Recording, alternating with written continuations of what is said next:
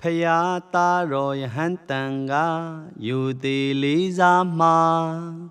လက်အုပ်ချီကဥနှိမ်ချအမြဲရှိခိုးကြငယ်စဉ်ကလေးကကြင်ကြံပေထူးတဲ့ရှင်သာမဏေတို့တွေရှိခိုးလို့ကုသိုလ်ယူကြစို့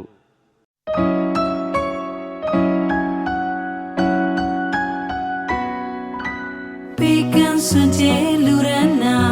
မြတ်သောဒါနာပါစေတနာကောင်းစွာထားကုသိုလ်အလွန်များသူတစ်ပါးလေးစိတ်ချမ်းသာကိုယ်လည်းစိတ်ချမ်းသာအကျိုးမှာဘယ်မနေဧကံမောချပေပေကံစွန်ကျဲလူရနာမြတ်သောဒါနာပါစေတနာကောင်းစွာထားကုသိုလ်အလွန်များသူတစ်ပါးလည်းစိတ်ချမ်းသာကိုယ်လည်းစိတ်ချမ်းသာ